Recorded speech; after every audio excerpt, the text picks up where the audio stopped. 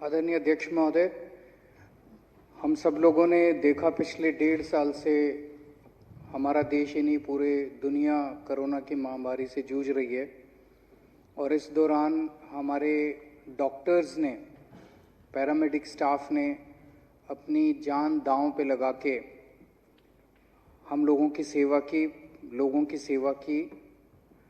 अभी मेरे से पहले सौरभ जी, रोहित जी, सब लोग, जून साहब, हमारे ऑपोजिशन के भी वक्ता इस बारे में कई उदाहरण भी दे चुके हैं कि किस तरह से डॉक्टर्स ने कोई 6-6 महीने तक अपने घर नहीं गया।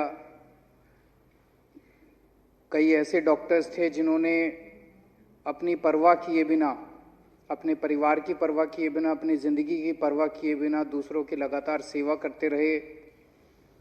ऐसे वक्त में जब अपने परिवार के लोग कोरोना के मरीज को छूने को तैयार नहीं थे, डॉक्टर्स ने उनकी लगातार सेवा की।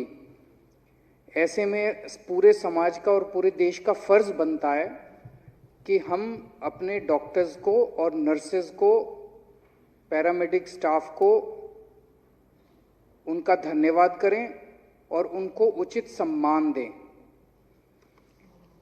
दिल्ली सरकार ने समय समय पे जितना हो सका 2 कदम आगे बढ़ के डॉक्टर्स का साथ दिया। जब कोरोना की महामारी शुरू हुई थी उस वक्त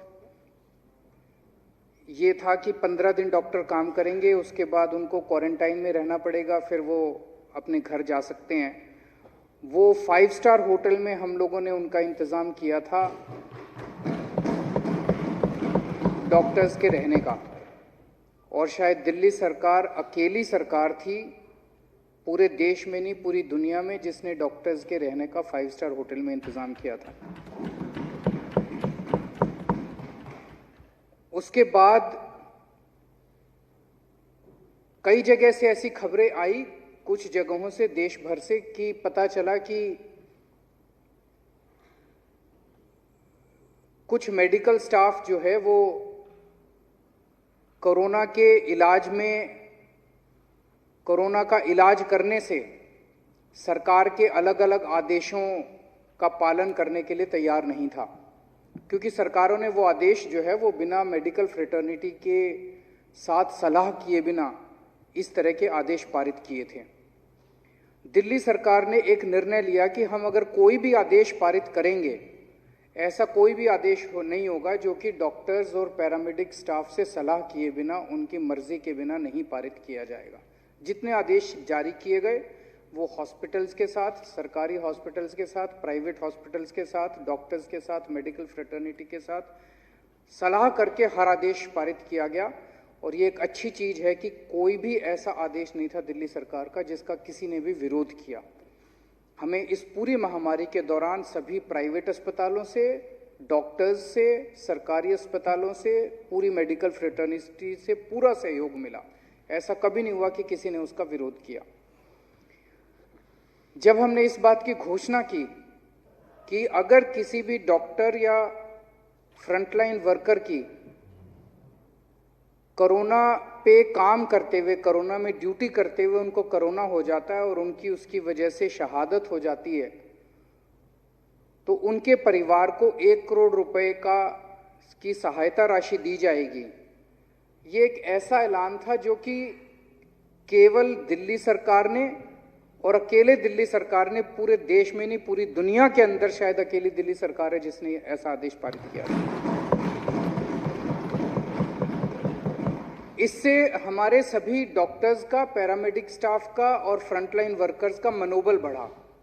उन्हें ये लगा कि ये ऐसी सरकार है जो हमारे साथ खड़ी है। कल को अगर हमें कुछ हो भी जाता है तो सरकार हमारे परिवार का ख्याल रखेगी। उनका मनोबल बढ़ा और उन्होंने पूरी लगन के साथ काम किया। दिल्ली के डॉक्टर्स ने खासकर बहुत लगन के साथ काम किया और एक फ्रंटलाइन वर्कर जिनके भी केसेस आए, हमने एक नहीं कई केसेस में 1-1 करोड़ रुपए की धनराशि दी है।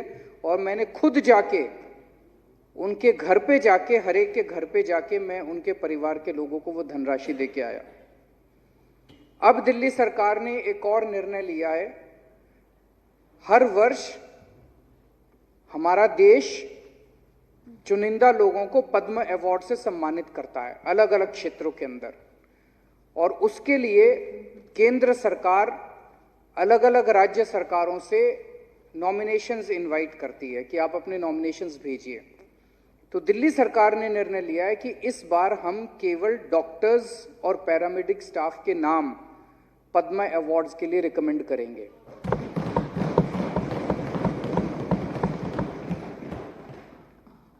हमें ये 15 सितंबर तक नाम भेजने हैं केंद्र सरकार को। अभी 3 दिन पहले मैंने ये ऐलान किया था। इसमें कोई अपने आप को सेल्फ नॉमिनेट भी कर सकता है और कोई दूसरे को भी रिकमेंड कर सकता है। मान लीजिए आप पेशेंट थे और आपने देखा कि वहाँ पे बहुत अच्छा कर रहे थे कोई डॉक्टर, तो आप उनका नाम रिकमेंड भी कर सकते हैं।